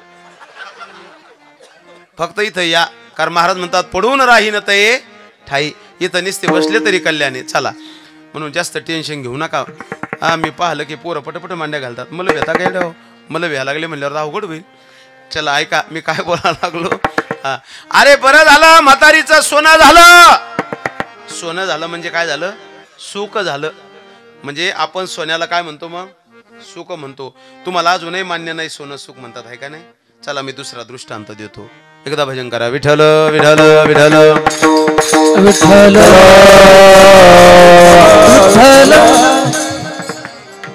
जयाचे द्वारी सोन्याचा पिंपळ. त्या पिंपळाला सोन्याचं म्हणजे कशाचा? सोन्याचा म्हणजे सुखाचा. तुम्हाला अजूनही त्या सोन्याच्या पिंपळाचा दृष्टांत सांगतो. ऐका सगळे ध्यान द्या. माऊली महावैष्णव ज्ञानोबाराय धनुदादा समाधी घेणार ही वाऱ्यासारखी बातमी पूर्ण महाराष्ट्रात पसरली. सगळ्यांना कळालं की ज्ञानोबाराय समाधी घेणार. सगळ्यांना कळाल्यानंतर सगळे जमा झाले आळंदीत. सगळे जमा झाले यात विशेष नाही. ब्रह्मांड नायक भगवान विठ्ठल पांडुरंग तो सुद्धा आला. अलंकापुरासी पांडुरंग आले. अलंकापुरासी पांडुरंग आले. हो समाधिस्थ केले ज्ञानदेवी. जगाचा ब्रह्मांड नायक पांडुरंग आई साहेब सहित पण कुठं आला तर आळंदीत आला. ऐका ज्ञानोबाराय समाधी घेणार हे कळल्यानंतर देव आला आणि देवानं त्या आळंदीतलं परिस्थिती पाहिली. ज्ञानोबाराय समाधी घेणार म्हणल्यानंतर सगळा समाज रडा लागला. सोपान काका रडा लागली. मुक्ताबाई मोठ्या मोठ्या रडा लागली. मुक्ताबाई म्हणते दादा नको न जाऊ रे नको न घेऊ समाधी. अरे मायबाप गेल्यानंतर आधार जर कुणाचा होता ज्ञानोबा तर तुझा होता रे दादा नको न घेऊ समाधी. ऐक ना दादा. दादा कोण आहे आम्हाला बोलणार? निवृत्तीनाथ दादा आयुष्यभर मुक्त अवस्थेत राहतात. ए नाना नको न जाऊ. सोपान काकानं पाय धरले. दादा नको न जाऊ दादा आम्हाला सोडून. ए दादा ऐक ना. ए दादा ऐक ना. ऐका सोपान काका रडतात. मुक्ताबाई रडतात. नामदेव महाराज रडतात. अरे आळंदीतला प्रत्येक व्यक्ती रडा लागला. आणि सगळं रडत असताना ब्रह्मांड नायकानं पाहिलं. ब्रह्मांड नायकाच्या डोळ्यात पाणी आलं. ऐका देवही रडतात. आणि देव रडत असताना देवानं पाहिलं. अरे सगळे रडतात यात नवल नाही पण एक माणूस रडा लागला. देवाला आश्चर्य वाटलं. आणि देव त्या माणसाजवळ गेले त्याच्या खांद्यावर हात ठेवलं. सांगितलं का हो अहो सगळं जग रडतं मला याचं आश्चर्य वाटत नाही ज्ञानोबारायसाठी पण तुम्ही रडता. तुम्ही रडाव. अहो तुम्हाला सर्व माहिती आहे ज्ञानोबाराय कोण आहे तुम्ही कोण आहात. अहो तुम्ही मुक्त अवस्थेतले महात्मे. तुमचं नाव निवृत्तीनाथ आहे. तुम्हाला कुठलंच दुःख नाही आणि आनंदही नाही या अवस्थेत तुम्ही आहे. आनंद आणि दुःखाच्या पलीकडे गेलेली तुमची अवस्था आहे. आणि ज्ञानोबाराय जायचं म्हणल्यानंतर तुम्हाला का दुःख होतं. त्यावेळेस निवृत्तीनाथ दादा म्हणतात खरं सांगू का भगवंता अरे असा भाऊ आणि असा शिष्य मला पुन्हा भेटणार नाही. पुन्हा भेटणार नाही. पुन्हा मला भेटणार नाही म्हणून मला त्याचं रडू येते. खरं सांगू का देवा अरे आमच्या मायबापाने आमचा त्याग केला. त्यावेळेस माझी मुक्ता फक्त 6 वर्षाची होती. माझा सोपान लहान होता. माझी मुक्ता लहान होती. मायबापानं त्याग केला आमचा. मायबापाने आम्हाला राज्य सोडून दिलं. देवा ए पांडुरंगा त्यावेळेस एवढं दुःख झालं नाही. माया बापा मा त्यागिले जेव्हा ऐसे संकट तेव्हा आले नाही. देवा, अरे आमच्या मायबापाने आमचा त्याग केला, त्यावेळेस एवढं काही संकट आलं नाही, एवढं संकट आज आलं देवा. फार त्रास व्हावा लागला, फार त्रास व्हावा लागला. हे अंतकरण मानायला तयार नाही देवा. सगळे रडतायत, ऐका आता, सगळे रडतायत, ऐका ना. अरे सगळे रडतातच, का रडतात? ज्याचं कर्तृत्व असतं ना त्यासाठी समाज रडत असतो. अरे असं काहीतरी कर्तृत्व करा की आपण गेल्यानंतर लोक रडले पाहिजेत आपल्यासाठी. माझे 3 वाक्य कायम ध्यानात ठेवा. आपण चाला लागलो ना तर लोकांना वाकून रामराम घालावा, एवढं सुंदर जीवन असावं आपलं. आपण चाला लागलो की लोकांना वाकून रामराम घालावा. आपण बसलो की लोकांना आपल्या जवळ येऊन बसावं, म्हणावं, बोला तुम्ही फार गोड बोलता हो, फार गोड बोलता राजा. आपण बसलो की लोकांना आपल्या जवळ येऊन बसावं. आणि आपण ज्या दिवशी मरू ना त्या दिवशी लोकांच्या डोळ्यातून पाणी यावं. संपलं जीवन. याला काय पाहिजे वेगळं सांगा ना. हा, कोण पाहा लागलं तुमच्याकडे किती संपत्ती, किती प्रॉपर्टी आहे? कोणी पाहा लागलं नाही. आपण गेल्यानंतर लोकांच्या डोळ्यात पाणी यावं गड्या, एवढं सुंदर जीवन असावं. नाही तर आपण पुढून आलो की लोकांना रस्ता बदलाव. आपण पुढून आलो लोकांना रस्ता बदला. म्हणले का रस्ता काहून बदलला? म्हणले कॅशेट आली पुढून. इतकं तिरस्कृत जीवन असावं आपलं. आपण बसलो की लोकांना उठून बाजूला जावं. म्हणले काहून उठले? म्हणले ले मॅडे म्हणले हा हितभर लाकडून हातभर झिलपी काढते म्हणून कीर करतं म्हणून आम्ही उठलो. आणि आपण मेलो लोकांना पेढे वाटा, घ्या पेढे घ्या पेढे. म्हणले काय झालं? म्हणले घाण साफ झाली म्हणले गावातली. इतकं तिरस्कृत जीवन असावं माणसाचं, इतकं तिरस्कृत जीवन नसावं गड्या. ऐका, एका शायरनं फार सुंदर वर्णन केलं. ते म्हणतो, जन्म मिलना भाग्य की बात है, जन्म मिलना भाग्य की बात है, मृत्यू आना ये तो समय की बात है. ऐकता ना, जन्म मिलना ये भाग्य की बात है, मृत्यू आना ये समय की बात है, लेकिन मौत के बाद भी सबके दिलों में राज करना ये तो अपने किए हुए कर्मों की बात है. अरे असं काहीतरी कर्म करा की आपण गेल्यानंतर जिवंत राहिलो पाहिजेत. खरं सांगू का, हा तपपूर्ती सोहळा मी आणि हे सगळे आयोजक मंडळी, काम करणारे आपण सगळे मंडळी गेल्यानंतर पुढची पिढी कायम ध्यानात ठेवेल. आमच्या गावात असा एक सप्ताह झाला होता आणि त्या सप्ताह अख्खं गाव त्या सप्त्यामध्ये होतं महाराज. येणाऱ्या काळ हा सुवर्ण अक्षरात लिहिल्या जाणारी. आणि आपण त्या सुवर्ण अक्षराचे, त्या सुवर्ण इतिहासाचे कोण आहोत? साक्षीदार आहोत. हे सद्भाग्य आपल्याला प्राप्त झालं गड्या. म्हणून आपण प्रत्येक ठिकाणी आपलं नाव निर्माण झालं पाहिजे. जेवढे दातेत, जेवढे अन्नदातेत, ज्यांनी हे सगळा सोहळा उभा केला, त्या प्रत्येकाचं नाव सुवर्ण अक्षरात कोरल्या जाणारे. ते कायम ध्यानात राहणार. ध्यानात ठेवा. जसं मंदिर झाले एवढे, आता परमपूज्य भगवान बाबाचं मंदिर झालं, परमपूज्य पांडुरंगाचं मंदिर झालं, मारुतीरायाचं मंदिर झालं, महादेवाचं मंदिर झालं, छत्रपती शिवाजी महाराजाचा अश्वरूढ पुतळा निर्माण झाला. हे जेवढं झालं ना तेवढे आपण गेल्यानंतर लोक म्हणणारे हे आमच्या गावातले असे लोक होते की त्यांनी त्या काळात एवढं मंदिर उभं केलं. आमचं मोठं गाव आहे.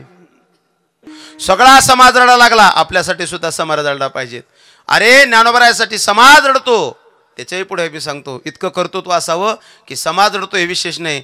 रामायणामध्ये भगवान प्रभू रामचंद्राला वनवास झाला आणि वनवास झाल्यानंतर ज्यावेळेस घोड्यानं आणि रथानं भगवान प्रभू रामचंद्राला वनवासात नेऊन सोडलं आणि रथ ज्यावेळेस वापस यायला लागला अयोध्येमध्ये रथ येत असताना आई कौशल्यानं पाहिलं की रथ या लागला. रथ ज्या अर्थी या लागला त्या अर्थी माझा राम आला असेल, माझी सीता आली असेल, माझा लखन आला असेल. आई पळतच बाहेर आले. घोड्यानं पाहिलं की समोर माँ खडी है, घोड्यानं पाहिलं समोर आई उभी आहे.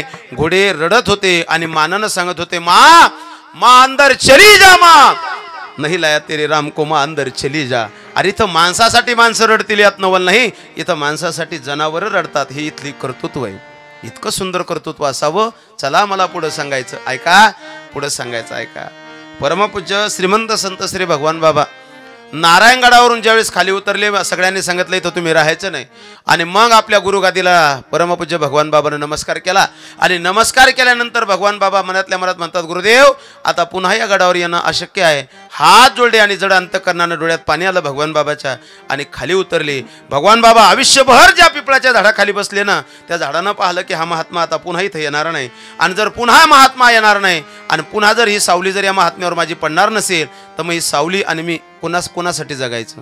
आणि सावलीत यायची कोण आलं, त्या पिपळाच्या झाडानं विचार केला आणि भगवान बाबा खाली आल्याबरोबर पिपळाचं झाड बुडासकट उलथून पडलं. इथं माणसासाठी माणसं थांबतील, रडतील, मरतील यात नवल नाही. इथं वृक्षानंही सुद्धा त्या महात्म्याला मानाचा मुजरा करून स्वतःचा देह समर्पित केला. ही इथली भूमी. ऐकता ना, अजून पुढे सांगेन मी तुम्हाला, ऐका. अरे इतकं चांगलं कर्तृत्व असावं. इथं माणसं रडतील यात नवल नाही, इथं जनावरं रडतील नवल नाही. मला पुढं बोलायचं, ऐका. छत्रपती शिवाजी महाराजांचं रायगडावर निधन झालं. छत्रपती शिवाजी महाराजांचं रायगडावर निधन झालं आणि निधन झाल्यानंतर वाऱ्यासारखी बातमी पूर्ण महाराष्ट्रात पसरली. सगळे रडा लागले, राजे आता काय होईल महाराष्ट्राचं, कसं होईल महाराष्ट्राचं. कसा होता महाराष्ट्र? निजामशाही, आदिलशाही, कुतुबशाहीच्या घोड्याच्या टपाखाली नसतं नामूद झालेला महाराष्ट्र. अभिमान स्वाभिमान मुघलाच्या दरबारात गहाण पडला होता आणि हा अभिमान स्वाभिमान मुघलाच्या दरबारात गहाण पडला. आणि अशा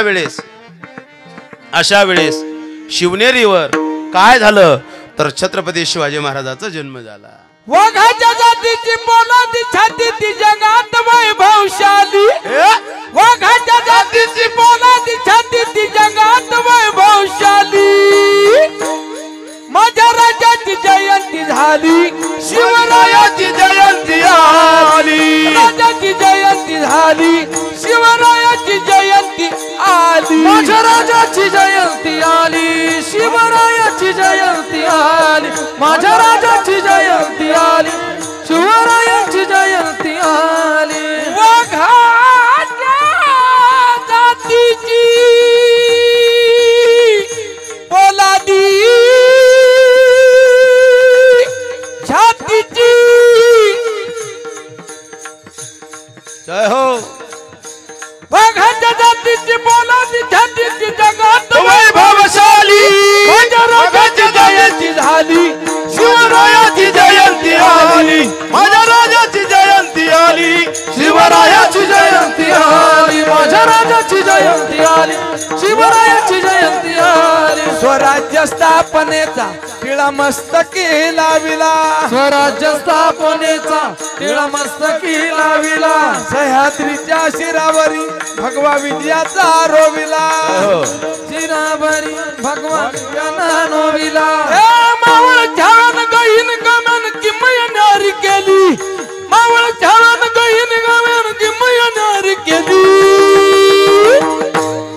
राजाची राजाची राजाची राजाची राजाची जयंती झाली, माझ्या राजाची जयंती आली. माझ्या राजाची जयंती आली, माझ्या राजाची जयंती आली. माझ्या राजाची जयंती आली, शिवरायाची जयंती आली. भगवान तुळजाभवानीनं छत्रपती शिवाजी महाराजांच्या रूपानं राजांचा जन्म झाला आणि जन्म झाल्यानंतर सर्व महाराष्ट्र सुखी झाली. राजे तुम्ही आल्या ना, आम्हाला स्वाभिमानानं जगणं शिकलं. राजे आता तुम्ही गेले, आम्ही कसं करायचं. सगळे महाराष्ट्रातले लोक रडतात. ऐका, सगळे रडत असताना सगळे रडतायत आणि सगळे रडत असताना छत्रपती शिवाजी महाराजाला एका ठिकाणी बसवलेलं आहे.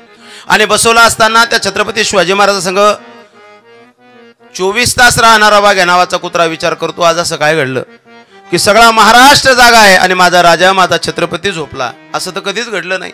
एक काळ असा असायचा, माझा राजा माझा छत्रपती माझा स्वामी जागा असायचा आणि माझा सगळा महाराष्ट्र झोपलेला असायचा. आज असं काय घडलं की सगळा महाराष्ट्र झोपलेला जागा आहे आणि माझा राजा झोपला. उठावणं माझ्या मालकानं, उठावणं माझ्या राजानं. आणि तेवढ्या टायमात कोणीतरी आलं, छत्रपती शिवाजी महाराजाचं प्रेत उचललं आणि सरणावर ठेवलं.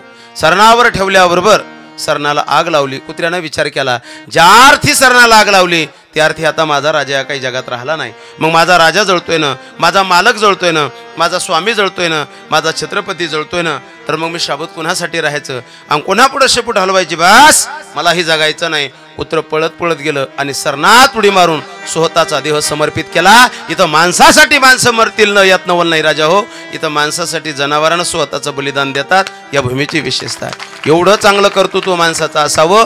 त्या ज्ञानोबरायासाठी समाज रडतो आणि रडत असताना भगवान पांडुरंगाने निवृत्तीनाथाला सांगितलं, उठा ज्ञानोबरायला समाधी हुराकडे न्यायचं. आणि तो नंदी बाजू सरकवला आणि ज्ञानोबरायला समाधी हुराकडे नेलं. आणि जात असताना सगळे वारकरी म्हणाले, काय हो नामा मने आता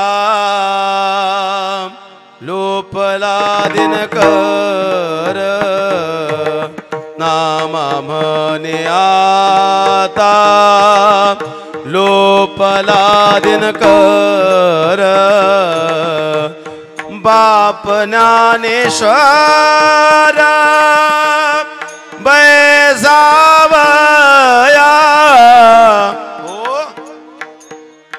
सगळे रडा लागले आणि म्हणले आता पुन्हा ज्ञानोबा दिसणार नाही.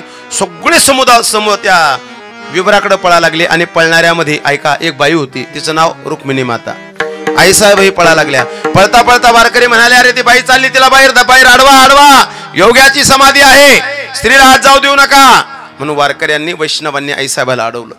म्हणले व्हा बाहेर पहिल्यांदा तुम्ही, चला बाहेर व्हा आईसाहेब. आईसाहेबांनी सांगितलं मला बाहेर काढू नका, मी भावनेच्या भरात पुढे गेले होते, आता इथून पाहू द्या, अंतरून तरी ज्ञानोबारायाची समाधी पाहू द्या ना, मला पाहू द्या ना, हे भाग्य माझ्या जीवनातलं काढू नका, मला इथून तरी ज्ञानोबारायाची समाधी पाहू द्या.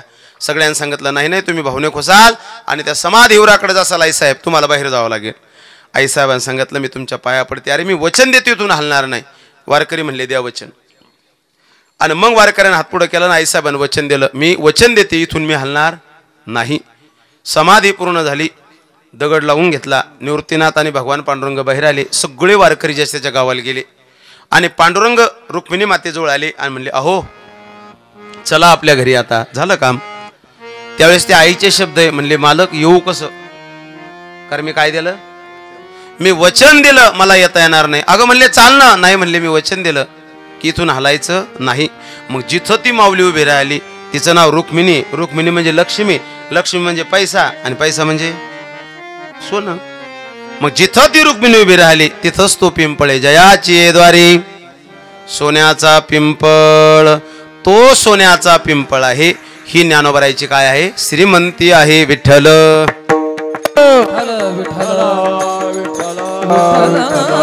ही ज्ञानोबारायची श्रीमंती आहे. आणि सामर्थ्य काय तर अंगी ऐसे बळ रेडा बोले. बस मी सांगितलं होतं दोनच शब्दावर बोलणार. काय ज्ञानोबारायची सामर्थ्य तर रेडा बोले. काय बोले, रेडा बोले. ज्ञानोबारायचं सामर्थ्य रेडा बोलला. कोण बोललं, बोला बोला बोला. ज्ञानोबारायचं सामर्थ्य रेडा बोलला. आता मला माझं सामर्थ्य पाहायचं, तुम्ही बोलता का नाही तर. म्हणून एकदा सगळेजण हात वर करा आणि गोड भजन करायचं सगळ्यांनी. विठोबा रखुमाई, विठोबा रखुमाई, विठोबा रखुमाई, विठोबा रखुमाई, विठोबा रखुमाई, विठोबा रखुमाई, विठोबा रखुमाई. हो ओम नमः शिवाय, ओम नमः शिवाय, ओम नमः शिवाय, ओम नमः शिवाय, ओम नमः शिवाय, ओम नमः शिवाय, ओम नमः शिवाय, ओम नमः शिवाय. नारायण विलोचनाय भस्मांगराय महेश्वराय विद्याय शुद्धाय दिगंबराय तस्मै नकाराय नमः शिवाय. ओम नमः शिवाय, ओम नमः शिवाय, ओम नमः शिवाय.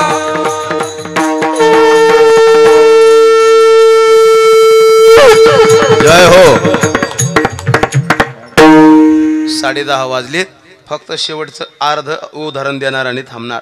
फक्त ज्ञानोबारायचे काय सांगणार मी, श्रीमंती सांगितली आतापर्यंत, आता सामर्थ्य सांगणार. अंगी ऐसे बळ रेडा बोले. एकाच मिनिटात सांगतो. भारत भ्रमणाला निघाले आणि भारत भ्रमण करत असताना काय झालं, या गावातून त्या गावात, त्या गावातून त्या गावात अशी फिरता फिरता काय झालं, अचानक एका गावात गेले आणि आभाळ आलं. आभाळ आल्यानंतर गाडी सुरू झाल्या. अशा गाडी पडू लागल्या, अशा गाड्या पडू लागल्या. गाडी परत असताना कुठं पळाव काही कळना. ज्या गावात गेले त्या गावात मंदिर आणि मस्जिद आपल्यासारखंच होतं जवळजवळ. अचानक त्या मस्जिदीमध्ये ज्ञानोबाराय गेले जीव वाचवण्यासाठी त्या गाडीपासून. आणि तिथं गेल्यानंतर ऐका, त्या मस्जिदीत गेले. मस्जिदीत गेल्यानंतर रात्रभर ज्ञानोबाराय मस्जिदीत झोपले. गोड उदाहरण एवढं सोबत घेऊन जा. ज्ञानोबाराय त्या मस्जिदीत गेले, मस्जिदीमध्ये झोपले. गाडी आणि पाणी सकाळपर्यंत थांबला.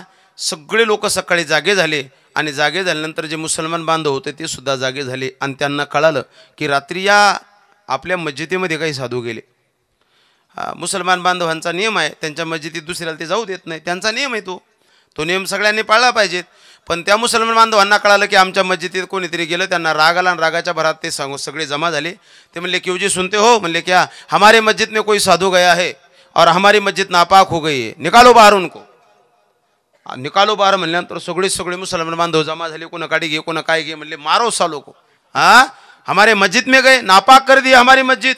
रागानं महाराज ते कोणी काड्या घेतल्या आणि सगळे त्या महाराज लोकांना मारायला आले. मारायला आल्यानंतर तिथल्या काही वारकऱ्यांना वैष्णवाला कळालं, वैष्णव वारकरी गरीब असतात 2-3 जण, त्यांना कळालं की ज्ञानोबराय चुकून रात्री त्या आभाळानं गारीनं पाण्यानं मस्जिदीत गेलेत आणि सगळे मारायला चालले. म्हणून ते 2-4 वैष्णव वारकरी गावातल्या त्या जिल्हा परिषद सदस्य सरपंचाकडे गेले आणि त्यांनी हात जोडले. म्हणले सरपंच, पोलीस पाटील, गावातले प्रमुख लोक त्यांच्याकडे गेले. म्हणले तुमच्या पाया पडतो. म्हणले काय? म्हणले चुकून ज्ञानोबराय मस्जिदीत गेलेत, तुम्ही मोठे माणसं आहे गावातले, तुम्ही फक्त तिथं चाला आणि त्या काजी साहेबाला त्यांना विनंती करा, हे चुकून झालं, माफी मागा आणि त्यांना वाचवा. असं म्हणल्यानंतर त्या सरपंचानंतर सगळ्यांना ऐकलं, आमदारांना ऐकलं, तिथल्या खासदारांना ऐकलं आणि ऐकल्यानंतर ते वारकऱ्याला बोलू लागले. म्हणले का रे तुमच्या महाराजाला डोके नाहीत का रे, आकली कमी आहेत का? म्हणले कळावं ना, म्हणले मस्जिद का जात असतात का? म्हणले मस्जिदीत मूर्ख आहे का? म्हणले तुमचे महाराज लोक नाही म्हणले तुमचे महाराज लोक एकदा हाताखालून काढत लागतात. फार प्रेम असतं याला राजकीय लोकांचं, आमच्यावर जीवापाड प्रेम करतात. एकदा हाता घालून काढायला लागतात म्हणले. वारकरी म्हणले असं म्हणू नका हो, म्हणले तुम्हीच आधार आहे. नाही म्हणले आम्ही काय आधार, म्हणले हो द्या, म्हणले एकदा हाता घालून काढत लागतात म्हणले. ही आपल्या लोकांची विशेष प्रेम आहे, आपल्यावर सवलतीत भेटलेलं. आपले लोक विशेष प्रेम करतात महाराज. असं म्हणल्यानंतर ऐका, मला पुढं बोलायचं. 2 गरीब वारकरी होते, ते म्हणले बा काय झालं चालते, गावातल्या लोकांनी जरी काही केलं नाही पण आपण जाऊ आणि आपले सगळे गावातले मुसलमान बांधव आहेत, चांगली लोक आहेत, आपण त्यांना हात जोडू. म्हणून ते 2 वारकरी पळत झाले, मस्जिद पुढे आले आणि तेवढ्या टायमात ते काड्या घेऊन आले. काड्या घेऊन आल्यानंतर हे 2 वारकरी आहे ना त्या मस्जिद पुढे उभे राहिले आणि जो काजी होता तो तिथला त्याला हात जोडले. म्हणले काजी साहेब माफ करा, म्हणले रात्री पाणी आला, गारी आल्यामुळं काही कळलं नाही, त्यामुळं चुकून ज्ञानेश्वर महाराजांना काही साधू आत गेले, माफ करा त्यांना, नका काही करू. काजी म्हणले ऐसा कैसा, हमारे मस्जिद में गए हो, हमारे मस्जिद नापाक हुई है, ये नहीं चलेगा, निकालो बाहर. ते रागात होते महाराज. राग काय करेल काही सांगता येत नाही. कुठलाच धर्म खराब नसतो, राग खराब असतो. आणि मग निकालो बाहर उनको. सगळे वारकरी म्हणले आता आपलं काही खरं नाही, आपलं काही खरं नाही. हात जोडू लागले, पाया पडू लागले. त्यांच्या लक्षात आलं काजी आपलं ऐकत नाही. माणसं ज्यावेळेस ऐकत नाही त्यावेळेस प्रेमाचे माणसं पाहत असतात. मग तिच्यात इब्राहिम नावाचा माणूस होता, हैसकांड्या ऐकणारा, यशा गल्लीत येणारा. मग ते सगळे इब्राहिम जवळ गेले आणि इब्राहिमला म्हणू लागले, इब्राहिम अरे तुम हमारी गली में नहीं आते का, हमारा बंड्या हमारी सकू हैसकांड्या खाते आणि यार तुम ऐसा कैसा आदमी, यार तुम कुछ नहीं करे यार, ऐसा रहता का? म्हणले आता हिंदी बरोबर येत नाही कोणाला, हिंदी यायसाठी ते संग्रहावं लागतंय. हिंदी येईना त्याला, हिंदी येईना, पण त्याला वाटलं आता पर्याय नाही हिंदी बोलल्याशिवाय. मग ते हात जोडले, कधी काजीला हात जोडे, कधी याला हात जोडे. म्हणले काजी साहेब हम दोघं बी तुमच्या पाया पडते ना, पण तुम ऐसा मत करो ना. वो अचानकच मग बळा गया, मग अशा बद गाडी पडल्या, मग माणूस किधर पडेगा. मग वो गए ना अंदर वो, मग आणि मग आम्ही सगळं दोघं पाया पडते तुम्हारे, वो जाणून तुम मिटून घेऊ ना, मिटून घेऊ ना. आता हम सगळे समेरामेनच गाव मेरे थे का नाही, जानदोन म्हणले काहून ऐसा करते, हम पाया पडते ना, सगळे दोघं पाया पडते. जानदोन म्हणे आता आपण एकच गाव मेरे थे ना. आणि मग वो व्हा क्या वो लाईन बी गई ना, आणि मग लाईन गणे बाद मग ते गाड्या बी लहान मोठ्या गाड्या त्या ना, वो पूर्ण के पूर्ण वल्ले हो गए, मग कुठे पळाव कळे ना उनको. असं बोलल्यानंतर यासाठी हिंदी नाही आली पाहिजे माणसाला, तवाही जमतं. मला काही फार हिंदी येत नाही. आणि मग हे सगळं झाल्यानंतर ते म्हणले नाही वो जमेगा नाही, निघालो बाहेर उनको. असं बोलल्यानंतर एवढा मोठा आवाज केल्यामुळं ज्ञानोबराय बाहेर आले. ज्ञानोबराय बाहेर आले, गोंधळ पाहिला. ज्ञानोबराय विचारलं क्या है, क्या चल रहा है. तेवढे ते काजी रागानं पुढे आला, आप हमारे मस्जिद में गए हो, क्यों गए हमारे मस्जिद में, ये मस्जिद हमारी है. असं बोलल्यानंतर ज्ञानोबरायन त्याच्याकडे पाहिलं. ते 2 पावलं पुढे आलं.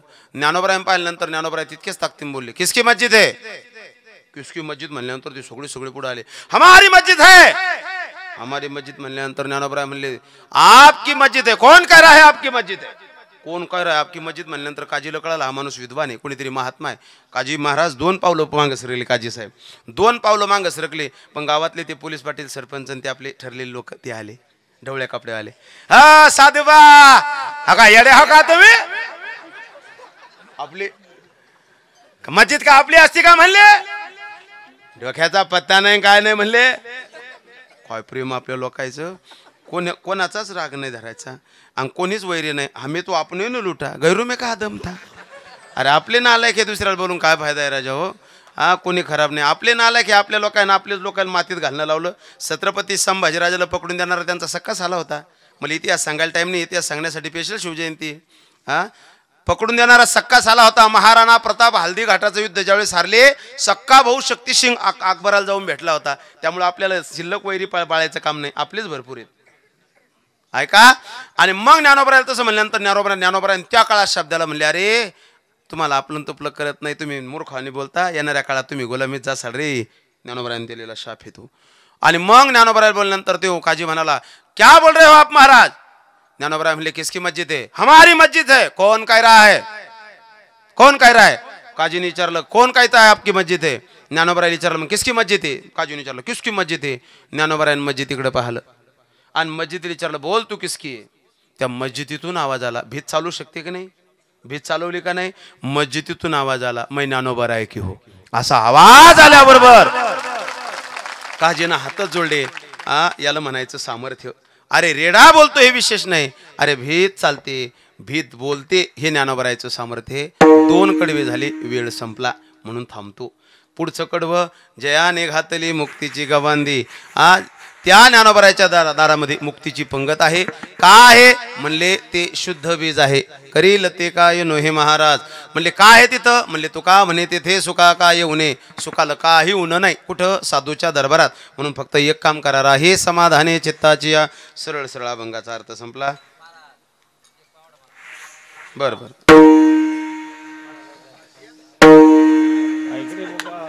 ऐका. आज ठीक 4 वाजता आदरणीय वैकुंठवासी गजानन भाऊ भीमराव दराडे माजी सरपंच यांना देवआज्ञा झाली.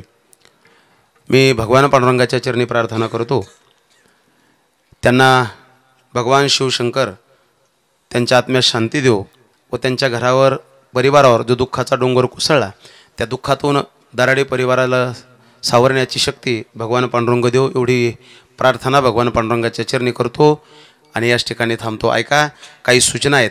त्या सूचना फार महत्त्वाच्या आहेत. एवढा मोठा सोहळा आपण करत आहोत. खऱ्या अर्थानं हा सोहळा एवढा वैभवात यायला कारण तुम्ही सगळी मंडळी आहात. तुमच्या प्रत्येकाचं सहकार्य या कार्यक्रमाला लाभलं.